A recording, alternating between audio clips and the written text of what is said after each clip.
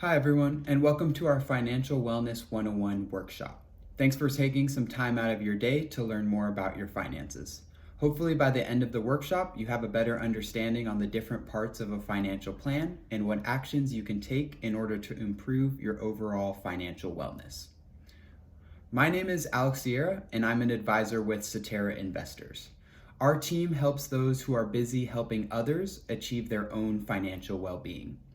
Our team has over 15 years of experience in guiding our clients through the ins and outs of financial planning.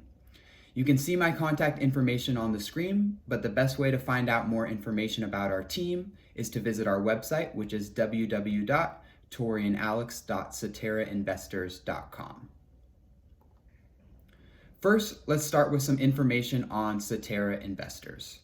At Cetera Investors, we provide American investors with financial solutions, guidance, and tools to meet their needs across all life stages. We also offer personalized service combined with a solid long-term approach and fresh thinking to help you in a variety of different areas. We provide holistic financial planning and help our clients out in unique ways depending on their needs. For some clients, the focus is budgeting and saving. For others, it's risk management or estate planning. For some, it's retirement planning. And for others, it's college planning and family planning.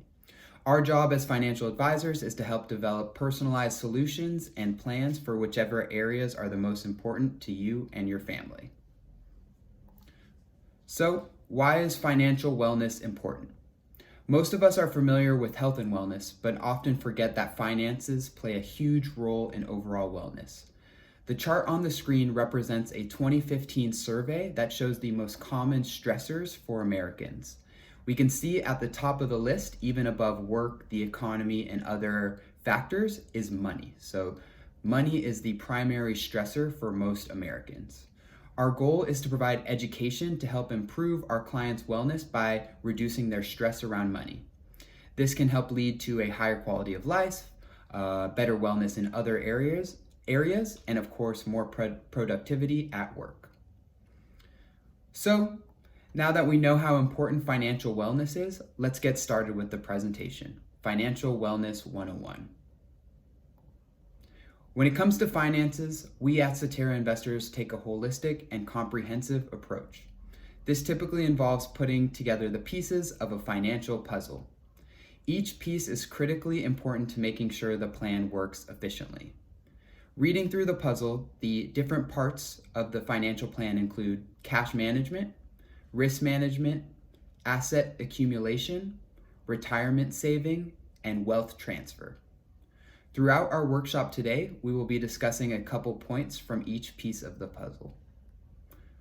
Before getting started with that, and before any detailed planning can start, you need to know what you are planning for and why. The best way to do this is by establishing clear and concise goals. Some examples of some bad goals are more vague goals like, I want to be wealthy, or I would like to retire someday. These goals, because they're not very specific or measurable, don't really do you much good. Some examples of good goals would be to say, build to $100,000 down payment by 2025, or retire at the age of 65 with an income of $100,000 a year. Both of these goals are specific, measurable, and have some sort of time aspect for them, and therefore are better goals.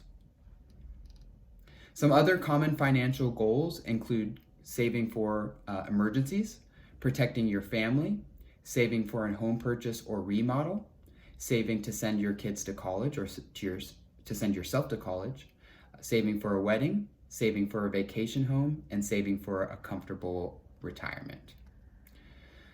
Statistics also show that people that write down their goals are actually 40% more likely to accomplish them. So sometimes, just the process of setting up these goals can meaningfully impact your probability of success in the positive direction. If you're familiar with sports and the concept of offense and defense, you probably understand that you need both a good offense and a good defense to have a good overall team. A financial plan is no different. Offensive planning involves saving for now and the future. Some examples of offensive planning include saving for a down payment, saving for college, or saving for retirement. Defensive planning involves preparing for the unexpected. Some examples include developing an emergency fund and insurance planning. While it is important to plan ahead and start investing early, the sad truth is that most Americans do not do this. On the offensive side, over 45% of all working age households do not own assets in a retirement account. And nearly 4 out of 5 working households have retirement savings less than 1 times their annual income, so not enough. On the defensive side, 29% of US households rely only on group life insurance through work. 30% of US households have no life insurance protection at all. Half of US households say they need more life insurance. And 50% of Americans with children do not have a will. 41% of baby boomers do not have a will. So those are people who probably should be thinking about setting up a will. So all of these things are examples of how, while planning ahead is important, we're not always the best at doing so. So now that we've established the importance of setting goals and starting early, we will go through the different pieces of the financial puzzle. So the first piece that we're going to go through, which is on the screen now, is cash management. One of the most scary statistics to me is that 60% of US households cannot afford to pay for a $1,000 emergency. Think about all the things that could happen at any time that could cost more than $1,000. You could have a car accident, need to repair your roof, need to repair your heater or your AC. All of these things could easily cost over $1,000. Cash management is the foundation of your financial plan and includes budgeting, debt management, and savings. So we'll go through each of those. The first part of cash management is budgeting. We suggest putting together a budget that details your income, your expenses, and what should be left over for savings. You can contact your financial advisor to help you form a budget worksheet, or you can use Excel or just jot it down on paper, whatever you prefer, but the importance is to come up with a budget. The second part of cash management is debt management. When looking at debt, it's important to remember that not all debt is created equally. Some key factors to consider when comparing debts is the debt's interest rate, the payment period, and the tax deductibility of the interest on the debt. Typically, debts with higher interest rates should be paid off first so your loan doesn't grow to ginormous levels. But it isn't always quite that simple. Typically, credit cards have the highest interest rates and can be the most challenging to pay off if your balance gets too large. Your financial advisor can help you put together a plan to pay down debt efficiently. One strategy to pay down debt is to take what is left over from your budget and allocate it towards paying down debt, starting with the highest interest rate account first and working backwards towards the lowest interest rate account until you have all of your debts paid off.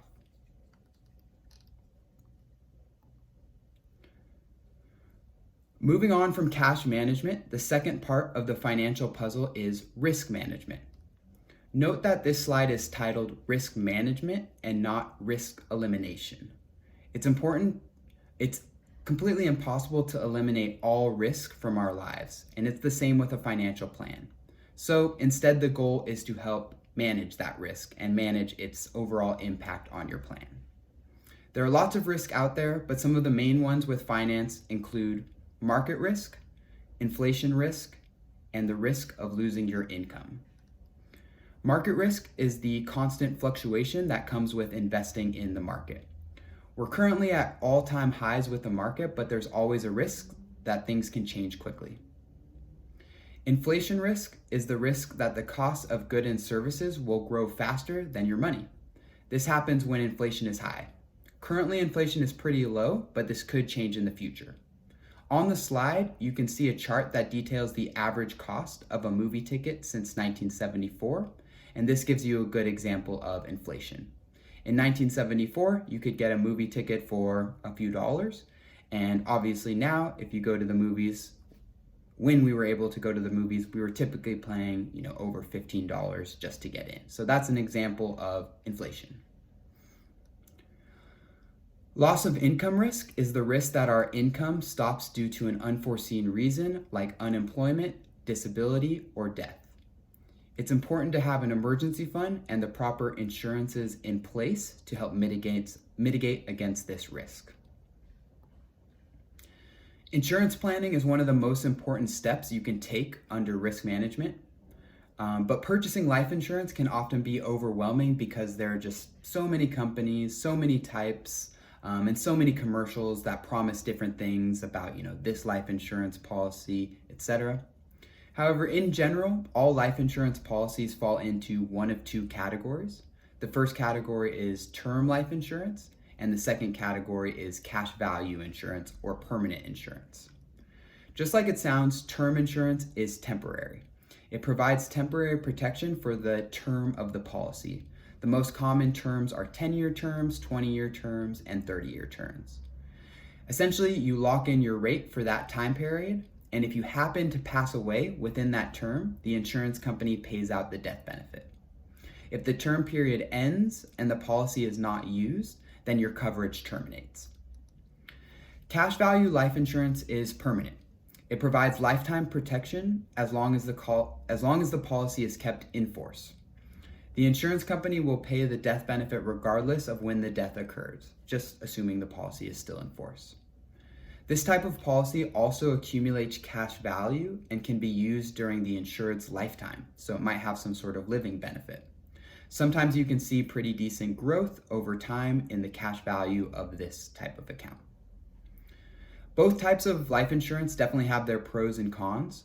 Term life insurance is typically cheaper, but you may not see any benefit if you don't pass away during the term. Cash value life insurance typically has higher premiums, but it does last forever and has a savings component to it, which can produce, returns if it's held for the long run.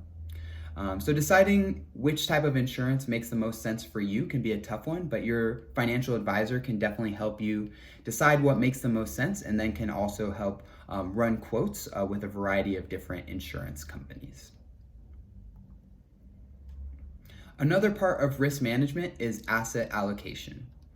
Asset allocation is the decision of which type of assets to invest in.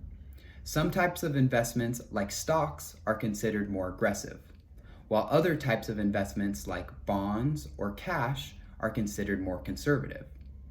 The type of asset you invest in will determine the behavior of your portfolio. In general, the younger you are and the longer your investment time horizon is, the more risk you should be willing to take on in order to achieve your financial goals. So for example, as illustrated on the screen, somebody in their 20s and 30s might have a portfolio made up of 80% stocks and 10% bonds and 10% cash. So that would be a more aggressive portfolio. Where somebody in retirement, much closer to needing access to their money, might have something more along the lines of 35% stocks, 50% bonds, and 15% cash. So this would be a more conservative asset allocation. Your financial advisor should have the resources to assess the risk level of your current portfolio and then also should have the expertise to help you choose the right assets to allocate to. The previous slide was about asset allocation, which looks at your portfolio and which assets you choose. Another important thing to consider when setting up an account is asset location. So this is what type of account are your assets invested in, and which type of account makes the most sense for you. There's lots of different types of financial accounts out there, but all financial accounts can be classified into 3 different categories based off of their tax treatment. So the 3 categories are taxable, tax-free, and tax-deferred. The most robust plans typically utilize a combination of these different types of accounts. So I'll go through each one and kind of explain the inner workings. So the first type of account is a taxable account. So some of the most common type of examples include checkings accounts, savings accounts, non-retirement accounts, individual stocks, and individual bonds. The way these work is that you contribute to the account on an after-tax basis, and then you are taxed on your growth. So any income from your investments, any interest, or any capital gains would be subject to taxes. The second type of account are tax-free accounts. Some of the most common examples of these include Roth IRAs, cash value life insurance, and municipal bonds. The way that these work is that you contribute to the account on an after-tax basis, but your growth is 100% tax-free. Distributions later down the road, typically in retirement, are also 100% tax-free. This type of asset could save you money on taxes later down the road. The third type of account is a tax-deferred account. Some of the most common types include 401ks, 403bs, and traditional IRAs, so most retirement accounts. You contribute to the account on a pre-tax basis, so this means that your contribution is actually tax deductible, so it will save you money on taxes in the year that you add to the account. While in the account grows tax deferred, meaning you don't have to worry about capital gains or growth on the income or taxes on the income. Then later down the road, when you do decide to do a distribution from a tax deferred account, the amount of your distribution is added to your income at that time. So you're taxed upon your distribution. So a tax deferred account typically saves you money on taxes today, but you're typically responsible for your own taxes later down the road in retirement. The right type of account for you often depends on what's available to you, what tax bracket you're currently in, and then also what tax bracket you expect to be in later down the road. The third part of the financial puzzle is asset accumulation. Asset accumulation is the plan to save for your intermediate and long-term goals. Some intermediate and long-term goals include saving for a new home, saving for vacation property, saving for a college education, saving to start a new business, saving for retirement, saving for charitable giving, and just saving to feel more financially confident. For these types of goals, other than retirement, you typically would utilize a different type of account and a different strategy than what you might utilize for your retirement goals. So the way that we plan for these is going to be a little bit different than the way that we plan for retirement. The fourth part of the financial puzzle is retirement savings. This, as advisors, is probably where we spend the most amount of time with our clients. There are 3 questions to consider when you're planning for retirement. The first one is, what are your retirement goals? Do you want to travel? What age do you want to retire? And how much income do you need to live a comfortable retirement in your eyes? Question number 2 is, are you saving enough? So are you saving enough currently to get you to where you need to be by the time that you retire? And then thirdly, are you saving efficiently? So assuming you're saving for retirement, are you saving into the right type of account? Do you have the best choice of investments? Do you have the proper asset allocation? And is it in the proper asset location? Are you in a taxable account, but maybe a tax-free account makes more sense? So these are all different things to ask yourselves when doing your retirement planning. One of the powers of investing is compounding interest over time. This slide illustrates the effect that time can have on your account. So this assumes an 8% annual return on your investment, but it shows where you would be after 10 years of investing these certain monthly amounts. So if you invested $100 a month, after 10 years, you would be at $18,128, assuming 8% growth. If you are saving $100 a month for 40 years, then you would be at $324,000 and $180. So on and so forth. If you save $300 a month and you save for 10 years, you would be at $54,385. If you save $300 a month for 40 years, you'd be approaching $1 million. You'd be at $972,541.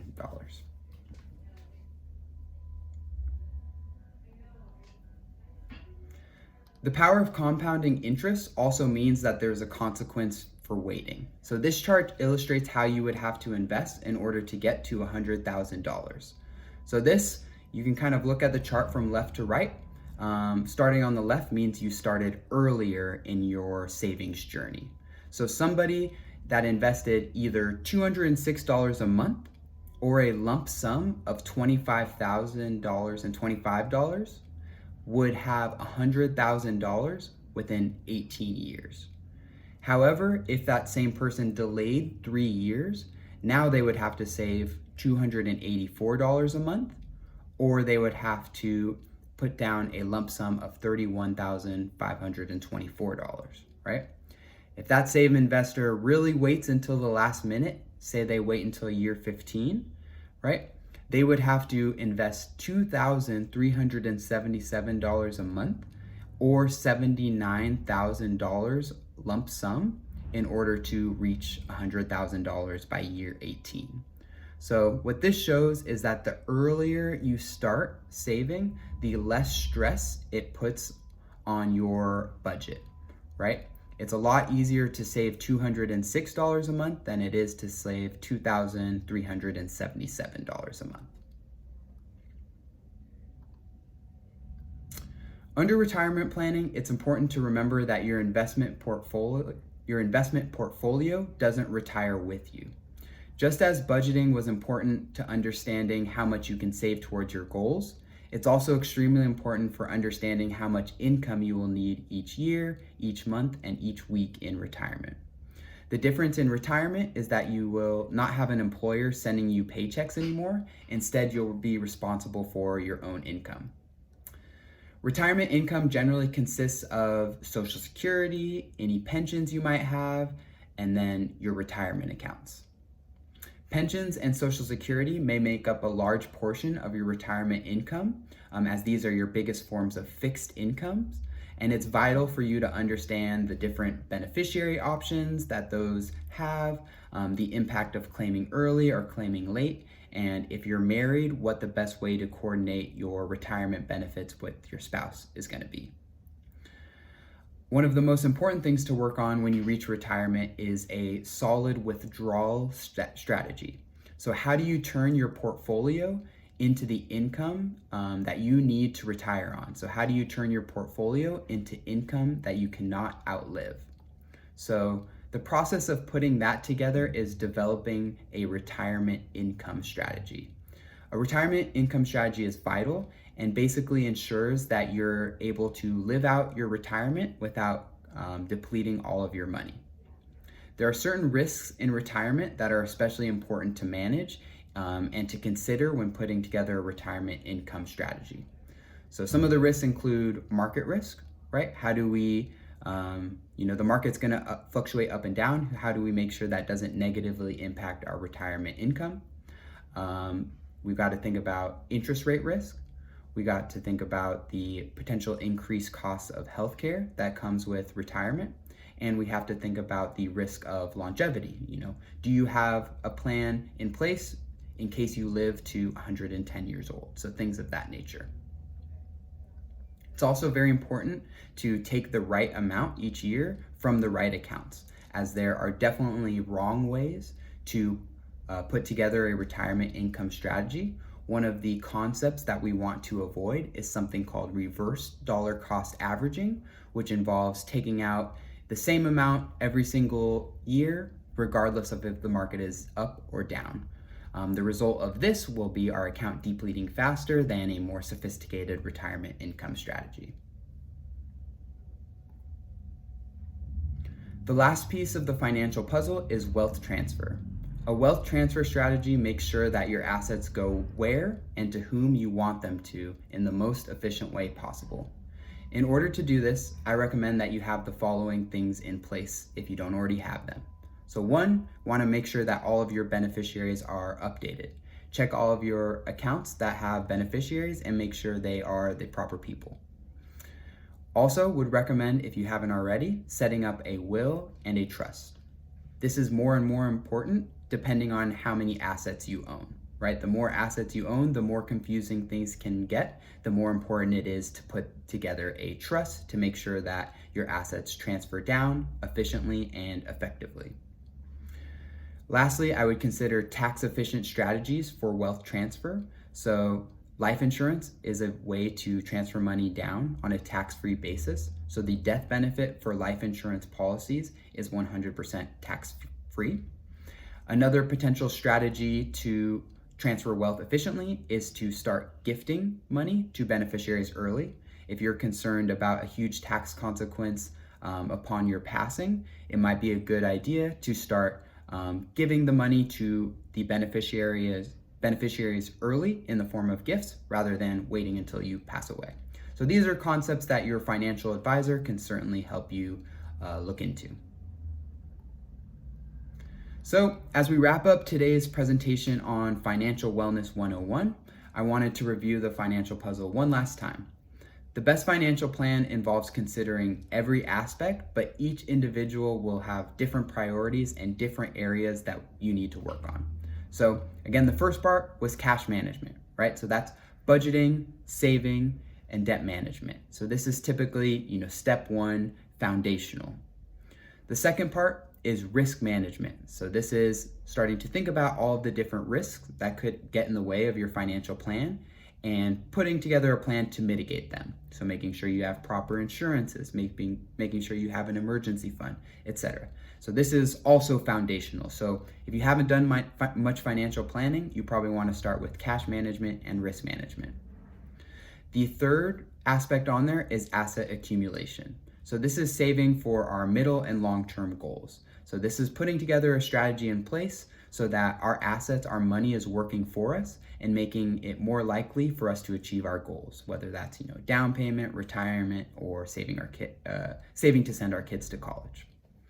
The fourth part of the puzzle is retirement saving, right? So this is looking at your retirement, deciding what age do you want to retire? How much money do you think you're going to need in retirement? And how do we put together a plan to get there?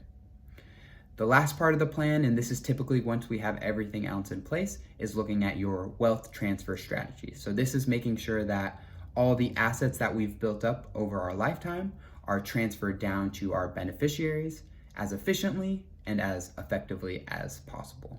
So again, all of these areas are important, but where you start is going to depend on your current situation. All right, so now that we've reviewed the basics of financial wellness, what are the next steps that you can take in order to improve your level of wellness? So is it creating a budget? Is it reviewing your portfolio? Is it putting together a retirement plan? Or is it putting together a wealth transfer plan? It could be different for pretty much anyone. Regardless, the best way is going to be to consult your financial advisor. So in order to meet with a financial advisor from our team, go ahead and visit our website at toriandalex.ceterainvestors.com. You'll see a big bright yellow schedule a meeting button, and you can use that to schedule an initial virtual consultation that is 100% complimentary with a member of our team. So we can help you determine where you sit on all of these different areas of your financial plan and help you put together strategies to improve the areas that need improvement. So just wanted to thank you all one last time for taking some time out of your busy schedules to do the research and look into the concepts and the process of improving your financial wellness. Hopefully you got some good information and good takeaways that you can take with you and help your financial literacy overall. But yeah, again, I'm Alex Sierra and I'm an advisor at Cetera Investors. Stay tuned for more videos like this one. Let us know what you think. Make sure to subscribe to our YouTube channel as well so you can stay up to date with our future videos. Again, visit our website, toriandalex.ceterainvestors.com. And have a good one, everyone.